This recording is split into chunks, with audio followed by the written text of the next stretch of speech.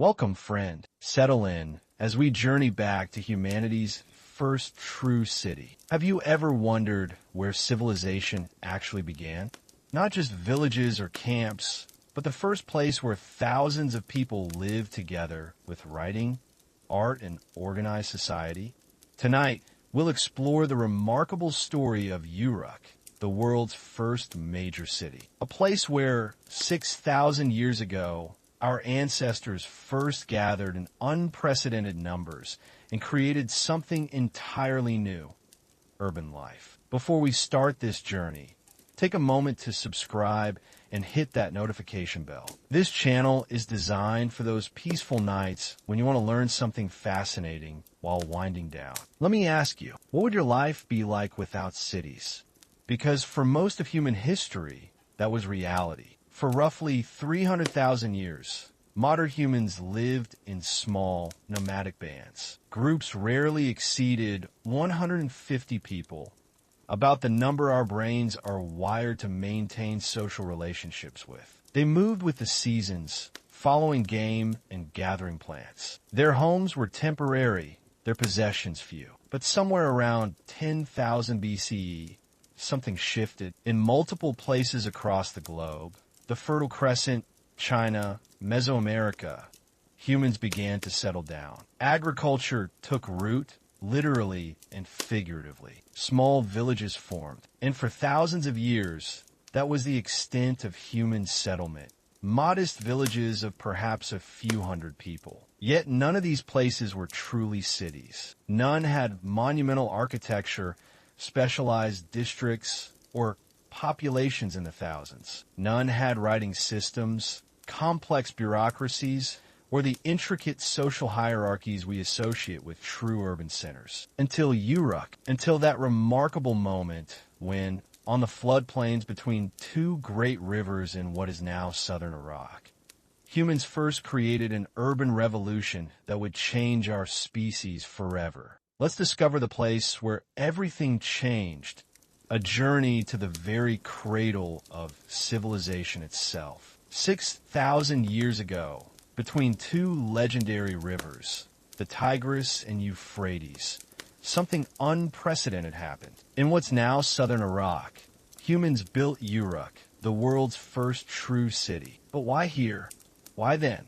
The answer lies in what might be history's most perfect storm of opportunity. First, there was the land itself. Southern Mesopotamia, literally the land between rivers in Greek, was an alluvial plain of extraordinary fertility. Each year, the Tigris and Euphrates would flood, depositing fresh silt across the landscape. Unlike the unpredictable and often devastating floods of other river systems, these annual inundations were relatively gentle and predictable. But there was a challenge. Southern Mesopotamia receives very little rainfall, less than 6 inches annually. Agriculture here would be impossible without human intervention. This is where Uruk's founders showed their ingenuity. By creating networks of canals and levees, they harnessed the river's waters, directing them to fields through carefully engineered irrigation systems. These weren't simple ditches.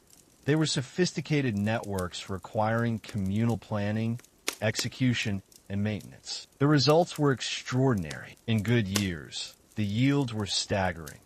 Wheat and barley harvests that produced surpluses beyond anything seen before. Archaeologists estimate that Mesopotamian farmers could harvest up to 30 times what they planted, a return on investment that would make modern stock traders envious. But irrigation alone doesn't build a city. A second crucial factor was protection. As agriculture created wealth, stored grains, livestock, pottery, textiles, it also created something new, things worth stealing. Small, isolated farming communities were vulnerable. Coming together in larger numbers provided security through collective defense. The archaeological record reveals that some of Uruk's earliest monumental architecture included defensive walls, standing up to 10 meters high and stretching for nearly 10 kilometers.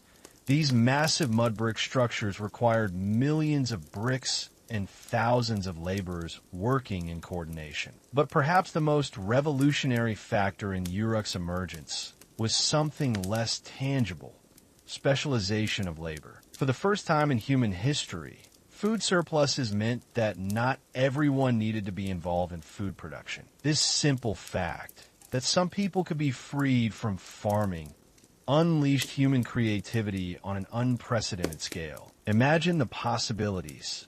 Pottery specialists could now devote their lives to perfecting their craft. Metalworkers could experiment with copper and bronze. Builders could develop expertise in construction techniques. Priests could focus on religious rituals and astronomical observations. Imagine walking through early Uruk. The noise, the smells, the activity.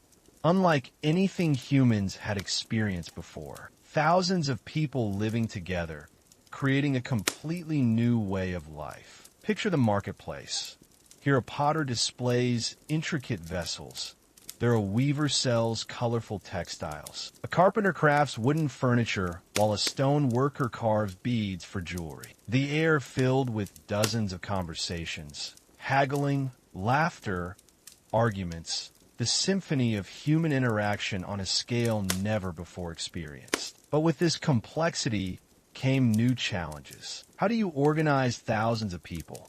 How do you keep track of who owns what? Who owes what to whom? Who's responsible for maintaining which section of the irrigation system?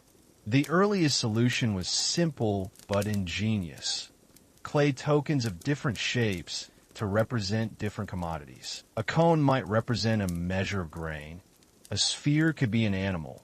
A cylinder might stand for a labor contract. These tokens would be sealed in clay envelopes as records of transactions. But there was a problem: once sealed, you couldn't see what was inside without breaking the envelope. And so, someone had a brilliant idea. Why not press the tokens into the wet clay of the envelope before sealing them inside? That way, the envelope itself would show what it contained. From there, it was a short step to realizing you didn't need the tokens at all, just their impressions. And from those impressions evolved the world's first writing system, cuneiform. Think about it. For the first time ever, your thoughts could outlive you. Knowledge could be stored outside the human brain. Information could travel across space and time with perfect accuracy. Sounds familiar, right? The revolution that started with these clay tablets led directly to the device you're watching this video on. Initially, cuneiform was purely practical. Inventory lists, ration allocations, land records. But within a few centuries, it would evolve to express everything from poetry to astronomical observations, from mathematical calculations to epic literature, written by pressing a reed stylus into wet clay. Cuneiform's wedge-shaped marks could represent both specific objects and abstract concepts. The system eventually contained hundreds of signs, some representing whole words, others representing syllables. Literacy was rare. Perhaps just 1% of Uruk's population could read and write. These scribes formed a powerful elite, mediating between the worlds of spoken and written language, controlling access to recorded knowledge and administrative power. By 3200 BCE, Uruk had become something the world had never seen before: a true city with specialized districts, monumental architecture, and a population of at least 40,000 people. Archaeological evidence reveals distinct zones within the city: residential quarters, craft production areas, administrative centers, and religious precincts. This wasn't random growth. It reflected intentional planning and organization. What must it have been like to live in this unprecedented place? To be among the first humans ever to experience urban life. For someone raised in a small village, arriving in Uruk would have been overwhelming. The sheer scale, the noise, the diversity of people and activities. Everything about city life was new and had to be invented through trial and error. As Uruk grew, its society became increasingly complex and stratified. Archaeological evidence reveals a clear social hierarchy that developed over generations. At the apex were the priestly classes who controlled the temples, the central economic and religious institutions of early Europe. These weren't simply places of worship. They were massive economic complexes that owned land, controlled labor, collected and redistributed goods. The priests derived their authority from their special relationship with the gods. In the Mesopotamian worldview, cities weren't merely human creations. They belonged to the gods. Each city had its patron deity, and Uruk's was Inanna, later known as Ishtar, goddess of love, war, and fertility. Imagine the grand religious ceremonies that would unfold in Uruk's temple precincts. Processions of elaborately dressed priests and priestesses, the air heavy with incense, hundreds of oil lamps flickering in the darkness, the sounds of drums, lyres, and chanting voices. These weren't just spiritual events.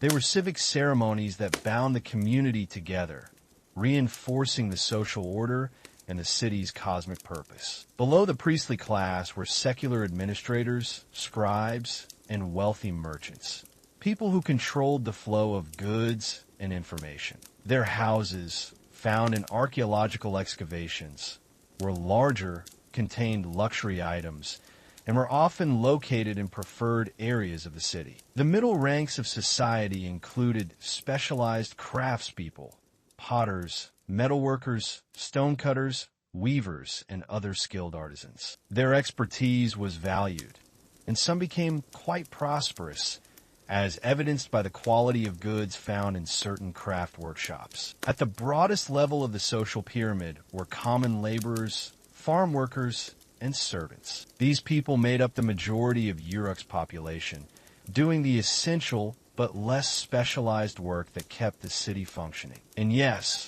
Uruk likely had slaves, typically prisoners of war or debtors who couldn't meet their obligations. However, slavery in ancient Mesopotamia was not the same as later chattel slavery systems. Slaves could own property, marry free people, engage in business, and potentially earn their freedom. How is this complex society governed? The evidence suggests a hybrid system that evolved over time. In the earliest phases, Uruk may have operated as something like a primitive democracy, with assemblies of citizens making key decisions. Archaeologists have found large open spaces that might have served as meeting places for such gatherings. As the city grew more complex, power likely shifted toward dual leadership. Religious authority vested in the inn or high priest, and secular authority held by the lugul, literally big man, a kind of war leader or king. Over time, these roles appear to have merged, creating the institution of kingship that would dominate Mesopotamian politics for millennia. The ruler was both political leader and intermediary with the gods, a concept that would influence notions of leadership throughout human history. Justice was administered through a system that combined religious beliefs with practical considerations. While no legal codes survive from Uruk itself, later Mesopotamian codes like those of Uarnemu and Hammurabi likely reflect principles that evolved from this early period. What's particularly fascinating is the evidence for bureaucracy and administration. Thousands of clay tablets detail meticulous record-keeping, workers' rations, agricultural outputs, temple inventories, distribution of resources. This reveals something profound. Uruk had developed systems for feeding thousands of specialized workers who did not produce their own food. The logistics of this are staggering. Imagine coordinating the harvesting, storage, processing, and distribution of enough grain to feed 40,000 people throughout the year. One tablet, for instance, records a monthly allocation of 121,000 liters of barley and 31,000 liters of emmer wheat, just for temple personnel alone. This level of organization required mathematics, accounting, planning, and enforcement mechanisms. Uruk didn't exist in isolation. It was the center of a network of satellite communities and controlled a significant territory. The city needed this agricultural hinterland to support its large population, creating an interdependent relationship between urban center and rural periphery that defines cities to this day. The emergence of Uruk represents not just a social and political revolution, but an economic one as well. For the first time in human history, we see true economic specialization and the emergence of what we might recognize as markets. The archaeological record gives us fascinating glimpses into this economic transformation. One tablet from around 3000 BCE lists over 120 different job titles, from copper smelters to perfume makers, from shepherds to tavern keepers. At the heart of Uruk's economy was agricultural surplus. The irrigation systems we discussed earlier didn't just allow farming in an arid region. They supercharged it. Fields around Uruk could produce far more food than the farmers themselves needed. This surplus initially flowed into temple complexes, which served as the earliest economic institutions. Temples owned significant lands, employed countless workers, and functioned somewhat like state-run enterprises, redistributing goods and services. But as Uruk grew, this purely redistributive economy evolved. We begin to see evidence of independent craftspeople and merchants operating outside direct temple control, though likely still connected to temple networks in various ways. Archaeological excavations have revealed entire districts dedicated to specific crafts: pottery quarters with kilns and clay preparation areas, metalworking zones with furnaces and slag heaps, textile neighborhoods with loom weights and spindle whorls. The quality of craftsmanship is extraordinary. These weren't merely functional objects. They were made with remarkable skill and aesthetic sensibility. Uruk's artisans produced some of the most beautiful artifacts in the ancient world. While we don't know exactly how exchange worked in the earliest phases, by the later Uruk period, there's clear evidence of sophisticated trade networks. One fascinating detail: there was no coin money yet. Instead, silver and barley served as standards of value. This tablet, for instance, shows a house being sold for a specific weight of silver, equivalent to a certain number of barley measures. It's essentially a price negotiation we can still understand today, despite the passage of 6 millennia.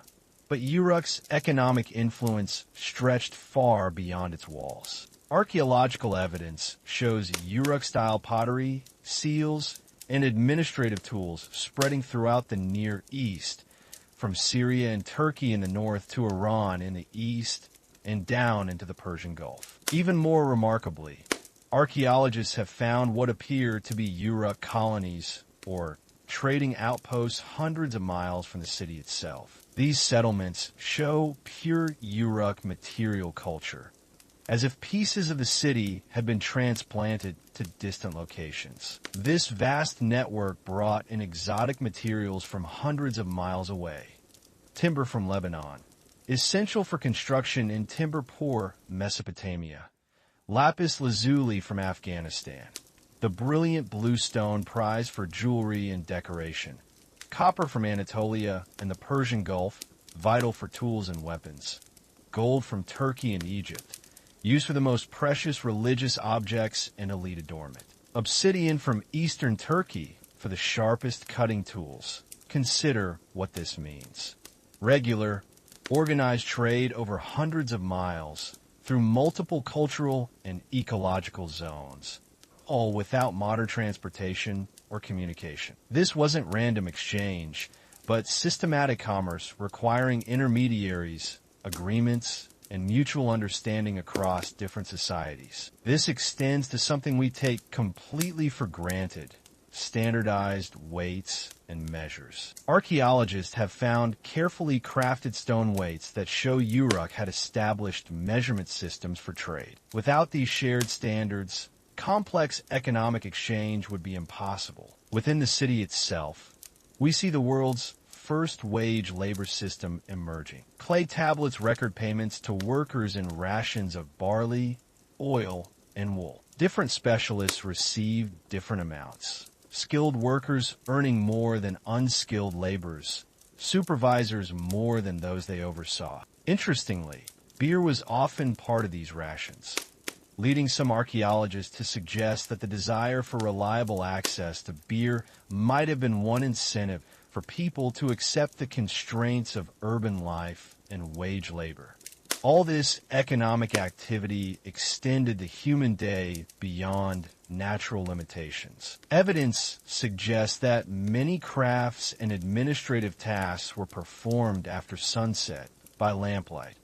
Another first in human history, the regular extension of productive hours beyond daylight. The concentration of human minds and resources in Uruk created a hotbed of innovation. Necessity, competition, and opportunity combined to drive technological advances at a pace never seen in earlier human communities. Take the potter's wheel, a revolutionary technology that transformed ceramic production. Before the wheel, pottery was laboriously hand-formed or coil-built. The wheel allowed symmetrical vessels to be produced more quickly and in standardized forms. It's not just about making pots faster. The wheel represents a profound conceptual breakthrough in applying rotational energy to craft production. This same principle would later be applied to everything from water wheels to modern turbines. And speaking of wheels, the world's earliest evidence for wheeled transport comes from late Uruk period Mesopotamia. Imagine the revolutionary impact of the first carts and wagons. Suddenly, loads that would require multiple human porters could be moved by a single person with an animal. Metallurgy flourished in Uruk as well. While copper had been used in small amounts earlier, Uruk's artisans developed techniques for larger scale smelting and casting. The archaeological record shows a proliferation of copper tools, weapons, and decorative items. By the late Uruk period, we see early experimentation with bronze, copper alloyed with tin to create a harder, more durable metal. This knowledge would spread from Mesopotamia throughout the Near East, eventually giving its name to an entire age of human development. Textile production saw similar advances. The invention of the horizontal loom with heddle allowed for faster, more complex weaving. Analysis of textile impressions on clay shows increasingly sophisticated patterns and techniques. In agriculture, the Uruk period saw the development of the cedar plow, a device that not only cut furrows in the soil, but simultaneously dropped seeds at the proper depth and spacing. This innovation significantly increased efficiency in planting. But perhaps the most impressive technological achievements were in hydraulic engineering. Uruk's water management systems weren't merely ditches. They included elevated aqueducts, sluice gates to control water flow, and retention basins to manage seasonal flooding. These sophisticated systems required mathematical understanding, careful observation of natural processes, and the ability to organize large workforces for construction and maintenance. They represent a level of environmental modification unprecedented in human history to that point. Speaking of mathematics, the Uruk period saw the development of the world's first complex mathematical system, based on a sexagesimal, base 60 system rather than our familiar decimal system. Mesopotamian mathematics could handle sophisticated calculations. If this sounds strange, consider that we still use this ancient Mesopotamian system every day. Our division of hours into 60 minutes, minutes into 60 seconds, and the 360 degrees of a circle all derive directly from Uruk's mathematical innovations. This mathematical knowledge supported astronomical observation. The regularity of celestial movements was vital for creating calendars to schedule agricultural activities and religious festivals. Uruk's priest astronomers made systematic observations and recordings of lunar and planetary movements. In the realm of administrative technology, Uruk developed cylinder seals, small carved stone cylinders that, when rolled across wet clay, left a distinctive impression, serving as a signature or mark of authenticity. Think of them as the world's first security systems for documents and goods. The artistry of these tiny objects is breathtaking. Some are less than an inch long, yet contain intricately carved scenes of such detail that we need magnification to fully appreciate them. They represent not just technological innovation, but artistic mastery on a miniature scale. The art they created tells us so much. This is the work of Vase, one of history's earliest masterpieces of narrative art, discovered in the ruins of Uruk and dating to around 3200 to 3000 BCE. Look closely. See the story it tells? From bottom to top, water nourishes plants, which feed animals, which sustain humans, who worship the goddess Inanna. In just one artifact, you're seeing their entire worldview, how they understood life itself, not as separate domains, but as an interconnected system where natural resources flow upward to sustain both physical and spiritual life. This haunting face, often called the Lady of Uruk, represents another artistic breakthrough. Carved around 3100 BCE, it's possibly the world's first realistic human portrait sculpture in the round. Look at the subtle modeling of the cheeks, the carefully rendered ears, the enigmatic expression. Some scholars believe this may represent Inanna herself, while others suggest it could be a priestess or noble woman. Whoever she was, the artist captured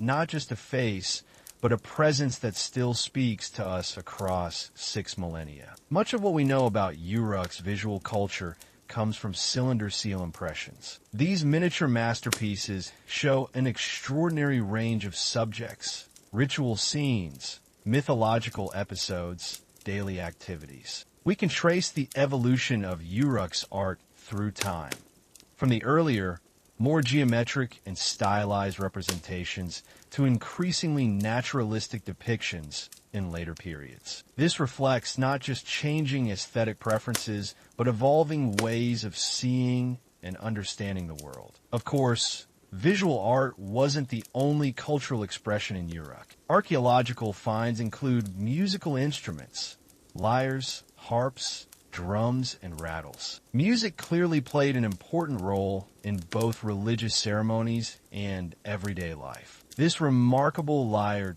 decorated with a bull's head, gives us a glimpse of the sophistication of Uruk's musical culture. While we can never hear the exact sounds they created, reconstructions based on the instrument's designs suggest complex and evocative melodies. But perhaps the most extraordinary cultural achievement was literary. As cuneiform evolved from purely administrative uses, it became a vehicle for creative expression. The world's earliest known literature emerged from Mesopotamia, and at the heart of this literary tradition stands a figure associated directly with Uruk, Gilgamesh, the legendary king who would become the protagonist of humanity's first great epic poem. The Epic of Gilgamesh, while written down in its complete form centuries after Uruk's heyday, almost certainly originated in oral traditions from the city itself.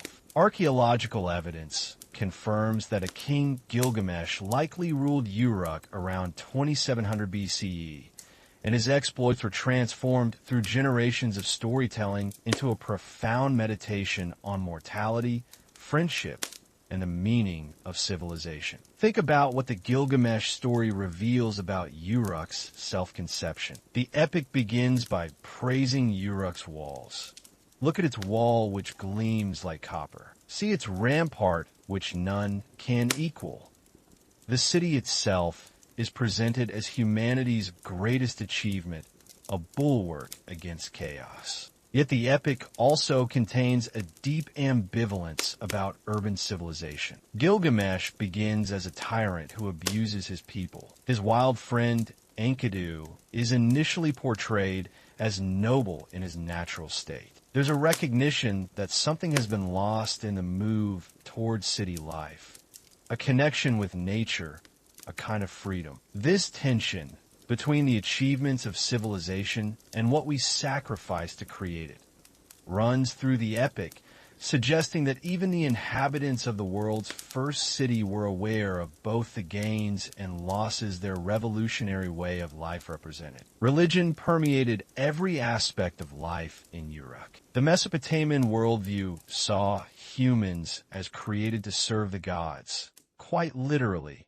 as workers in the divine estate. The city itself was conceived as the property of its patron deity, Inanna. Inanna embodied seemingly contradictory forces: love and war, fertility and destruction, mercy and vengeance. Her complex nature reflected the multifaceted challenges of urban life itself, with its unprecedented concentrations of creativity and conflict. Uruk's temples weren't places where ordinary people went to worship. Rather, they were conceived as the houses of the gods, places where deities physically resided in their cult statues, attended by priests who met their needs through elaborate daily rituals. Each morning, the cult statue would be awakened, washed, dressed in fresh clothes, and offered meals throughout the day. Music was played, incense burned, prayers recited, all to maintain the divine presence within the city. On festival days, the divine statues would be carried through the streets in elaborate processions, allowing the general population to witness and participate in worship. These communal celebrations reinforced social bonds and renewed the city's relationship with its divine patrons. As Uruk flourished, it transformed from settlement to metropolis. At its peak around 2900 BCE, it had grown to an astonishing size, roughly 6 square kilometers enclosed within massive walls. Population estimates range from 40,000 to as high as 80,000 people. To put this in perspective, Uruk was at least 10 times larger than any previous human settlement. Nothing remotely comparable existed anywhere else on Earth at this time. The next largest settlements might have held a few thousand people at most. Uruk now stood at the center of a vast network of influence, with its cultural, technological, and economic impact reaching far beyond Mesopotamia itself. Archaeologists have identified an Uruk expansion period when the city's cultural footprint spread across the ancient Near East with remarkable speed. It's almost as if Uruk created the world's first cultural package, a set of technologies, administrative systems, artistic styles, and religious practices that were adopted by other communities across a vast region. Whether through direct colonization, trade relationships, or simple emulation, Uruk's influence shaped societies hundreds of miles from the city itself. At sites throughout Syria, Turkey, and Iran, archaeologists have found distinctively Uruk-style pottery, administrative tools, and architectural features. These weren't random similarities, but clear evidence of systematic cultural diffusion. Even building techniques spread. The distinctive Riemchen bricks and cone mosaics that adorned Uruk's monumental buildings appear at distant sites, suggesting either traveling Urukian architects or local builders deliberately copying Uruk's prestigious styles. Within Uruk itself, this golden age saw the construction of its most impressive monuments. The White Temple, built atop a massive platform, or ziggurat, stood as a gleaming landmark visible for miles across the flat Mesopotamian plain. Constructed around 3200 BCE, the White Temple represents a revolutionary achievement in architectural design. Its walls were plastered white, catching the sun and creating a brilliant visual impact. The interior featured carefully planned spaces for different ritual functions, with niches and altars arranged according to cosmic principles. The platform it stood on, an early version of what would later evolve into the classic Mesopotamian ziggurat, required extraordinary engineering knowledge. Built of millions of mud bricks, these massive artificial mountains had to account for settling, erosion, and structural load, all without modern engineering tools or mathematics. The temple district, known as Iana, House of Heaven, grew into a complex of buildings, courtyards, and ritual spaces covering over 9 acres. Archaeological excavations reveal multiple building phases, each more ambitious than the last, suggesting a city with growing resources and confidence. Imagine walking through Uruk at its height, a place of unprecedented human achievement. The narrow, winding streets opening suddenly onto grand plazas. The temple complexes rising above the cityscape. Markets bustling with exotic goods from distant lands. The sounds of multiple languages as traders from far-flung regions conducted business. And at night, the city would transform. The glow of oil lamps and hearth fires visible through windows. Torches illuminating major thoroughfares. The sounds of music and storytelling emanating from taverns and households. For the first time in human history, night did not mean darkness and silence. For the people who called Uruk home, this wasn't a historical milestone or archaeological curiosity. It was simply life. Children played in these streets. Couples fell in love. Families celebrated births and mourned deaths. People gossiped, argued, reconciled, and dreamed. These humble clay figurines give us glimpses of their everyday concerns. A woman grinding grain, a man herding sheep, children playing with toys, musicians performing. Despite the vast temporal gulf separating us, there's something immediately recognizable in these small representations of ordinary life. But Uruk's golden age contained the seeds of change. Its very success inspired emulation and eventually competition. By around 2800 BCE, other Mesopotamian cities had adopted and adapted Uruk's innovations. Kish, Lagash, Nippur, and others grew into powerful centers in their own right. The archaeological record shows Uruk's walls being repeatedly reinforced during this period, a sign of increasing concern about external threats. What had once been a relatively peaceful center of cultural and economic power now faced military challenges from rival city-states. But even the mightiest cities can fall, and Uruk's decline reveals a warning that still echoes today. The first signs were subtle. The very irrigation systems that built Uruk's wealth slowly poisoned its future. Mesopotamia's hot climate meant high evaporation rates. As water evaporated from irrigated fields, it left behind dissolved minerals, particularly salt. With each flood and evaporation cycle, this nearly invisible salt remained in the soil. Year after year,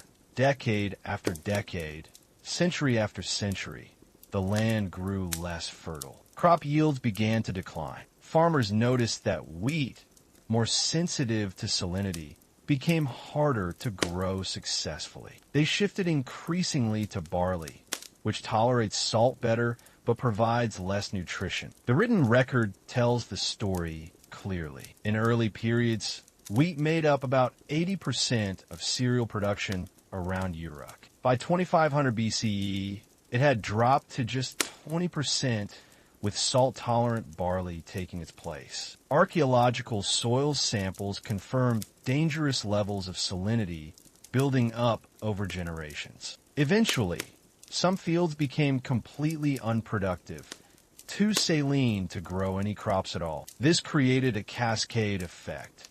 Fewer productive fields meant more intensive farming on remaining land, which accelerated the salinization process. Meanwhile, competition grew. The success of Uruk had inspired others. New rival cities emerged. Kish, Lagash, each fighting for resources and power in an increasingly crowded landscape. Texts from this period speak of increasing warfare between city-states. The peaceful trading networks of earlier times gave way to military competition. Resources that might have gone to maintaining infrastructure or technological innovation were diverted to defense and warfare. Climate change, may have played a role as well. Paleoclimatic evidence suggests the region experienced a significant drying trend beginning around 2800 BCE. Reduced rainfall meant greater dependence on irrigation, exacerbating the salinization problem and increasing competition for the waters of the Tigris and Euphrates. And within Uruk's walls, division. As society grew more complex, the gap between elites and common people widened. The very social structure that built the city began to fracture it. Cuneiform texts reveal growing problems with debt, land concentration, and social inequality. Records show increasing numbers of people selling land to cover debts or entering into various forms of servitude. The broad middle class that had characterized early Uruk society appears to have shrunk. Archaeological evidence from this period shows signs of internal conflict. Burned buildings, hastily buried valuables, damaged religious icons. These suggest episodes of civil unrest or faction fighting within the city itself. The material record tells the story eloquently. Fewer luxury goods, simpler pottery, layers of destruction and rebuilding. Buildings that have been carefully maintained for centuries show signs of neglect. Public works that required collective effort fell into disrepair. By around 2000 BCE, Uruk had shrunk significantly from its peak size and population. While it remained an important religious center, its political and economic dominance had passed to other cities, particularly Ur and Babylon. It makes you wonder what unseen forces might be working against our own cities today. What slow motion threats are we ignoring? Are we poisoning our own future with environmental practices that seem productive in the short term, but unsustainable over generations? Are we allowing social divisions to widen to breaking points? Are we maintaining the infrastructure our societies depend on? The story of Uruk's decline isn't just ancient history. It's a case study in how even the most successful societies can undermine their own foundations through ecological overreach, social stratification, and failure to adapt to changing circumstances. Despite its decline from prominence, Uruk didn't simply disappear. The city continued to exist for thousands of years, though never again reaching its former glory. Its religious significance ensured its continued occupation even as political and economic power shifted elsewhere. In the cultural memory of Mesopotamia, Uruk remained a symbol of ancient glory, the legendary city of Gilgamesh, the place where civilization began. Later Mesopotamian kings would claim connection to Uruk's heritage to legitimize their rule. Finally, around the 3rd century CE, nearly 3,500 years after its founding,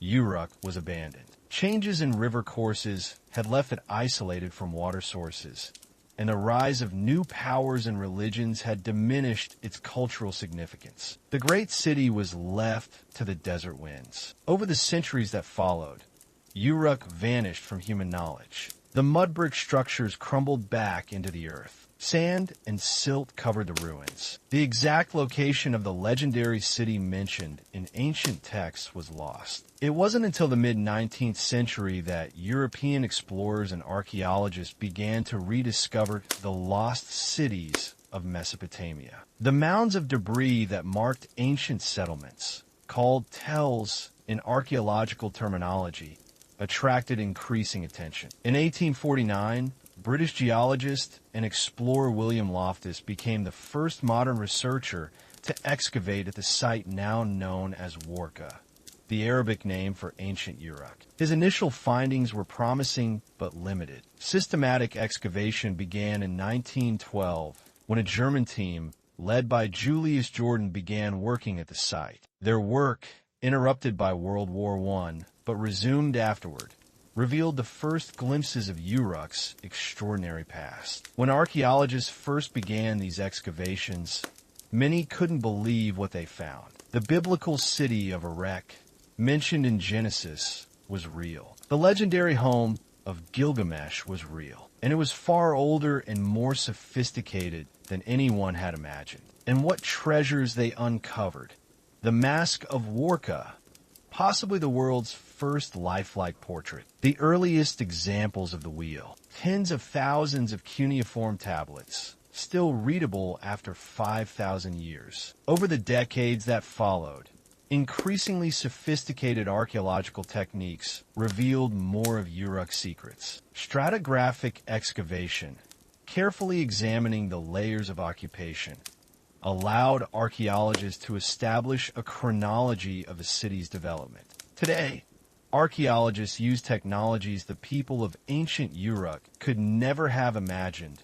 Ground-penetrating radar to see structures below the surface without excavation, drones to map vast areas quickly, chemical analysis to determine the origin of materials, DNA studies to understand population movements. Sadly, recent conflicts in Iraq have damaged many archaeological sites, and looting has resulted in the loss of countless artifacts. International efforts to protect and preserve these irreplaceable treasures of human heritage continue, though under difficult circumstances. It's almost impossible to look at these ruins today and imagine the bustling metropolis that once stood here. But everything about how we live today, from writing to urban planning, from commerce to government, began in this place. After Uruk showed it was possible, cities spread across the world. The urban experiment that started here now